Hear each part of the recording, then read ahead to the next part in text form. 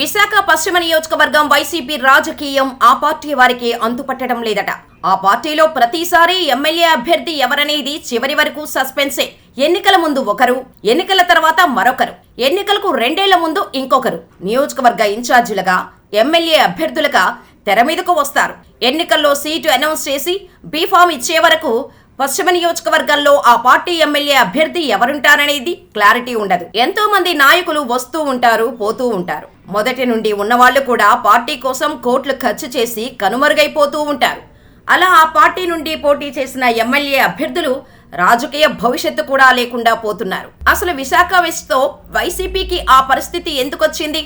విశాఖ పశ్చిమ నియోజకవర్గం వైసీపీ నాయకులపై పగబట్టిందన్న అభిప్రాయం ఉంది. 15 ఏళ్లుగా గెలుపు కోసం ఎదురు చూస్తున్నా ఆ పార్టీకి అక్కడ విజయం అందరి ద్రాక్షగానే మిగిలిపోతోంది. 2014 ఎన్నికల నుంచి నేటి వరకు విశాఖ పశ్చిమ నియోజకవర్గం వైసీపీకి పీడకలలాగానే మిగిలింది. అంతేకాదు, వైసీపీ ఆవిర్భావం నుండి విశాఖపట్నం నియోజకవర్గంలో పోటీ చేసిన ఏ అభ్యర్థి కూడా భవిష్యత్తు రాజకీయాల్లో కనిపించకుండా కనుమరుగైపోతున్నారు.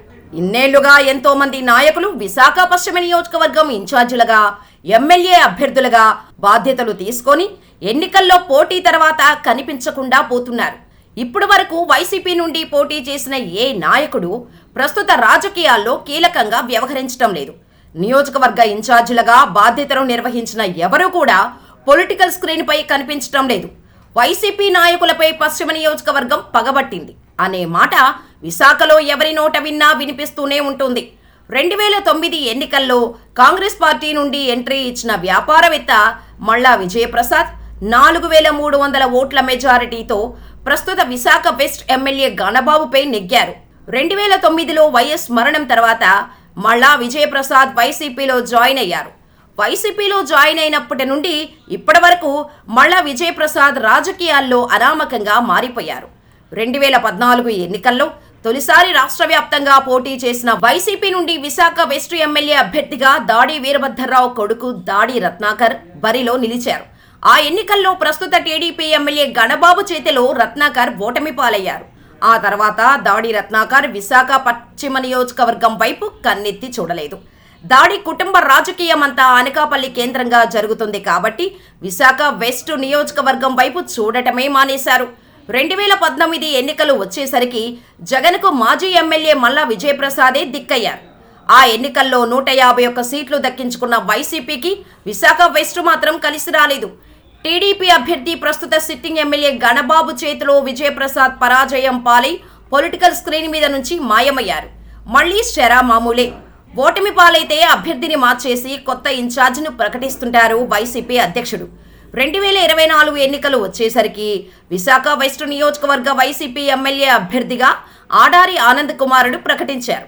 ఆడారి ఆనంద్ 2024 ఎన్నికలకు 2 సంవత్సరాల ముందు విశాఖ వెస్ట్ నియోజకవర్గం ఇన్ఛార్జిగా బాధ్యతలు చేపట్టి ఆరోగ్యం సహకరించకపోయినా కష్టపడ్డారు.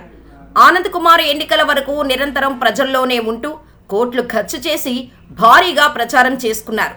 ఎన్నికల ముందు చేసిన అన్ని సర్వేల్లోనూ విశాఖ వెస్ట్ ఎమ్మెల్యేగా ఆనంద్ కుమార్ గెలుపు నల్లేరు మీద నడకే అన్నట్టు నివేదికలు వచ్చాయి. దాంతో వైసీపీ క్యాడర్లో ఆనందానికి హద్దు లేకుండా పోయింది. కానీ ఎన్నికల ఫలితాలు వైసీపీకి మళ్లీ షాక్ ఇచ్చాయి. తిరిగి గణబాబునే విజయం వరించింది. ఆయన 35,000 పైచిలుకు మెజారిటీతో హ్యాట్రిక్ కొట్టారు. దాంతో విశాఖ వెస్ట్ నియోజకవర్గంలో వైసీపీ కథ మళ్లీ మొదటికి వచ్చింది.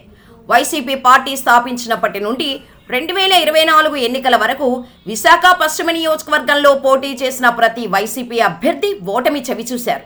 దాంతో విశాఖ వెస్ట్ వైసీపీపై పగపట్టిందనే ప్రచారం జోరందుకుంది. 2024 ఎన్నికలు ముగిశాయి. మళ్లీ వైసీపీ అధినేత జగన్ నియోజకవర్గాలలో ఇన్ఛార్జీలను, జిల్లా అధ్యక్షులను మార్చుకుంటూ వస్తున్నారు. మొన్న ఎన్నికల వరకు 2 సంవత్సరాలు నిర్విరామంగా నియోజకవర్గంలో తిరుగుతూ ప్రజలకు అందుబాటులో ఉంటూ ప్రభుత్వ పథకాలను ప్రజలకు చేరేలా చూసిన వైసీపీ ఎమ్మెల్యే అభ్యర్థి అడారి ఆనంద్ కుమార్ ఓటమి తర్వాత విశాఖ పశ్చిమ నియోజకవర్గంలో కనిపించడం మానేశారు.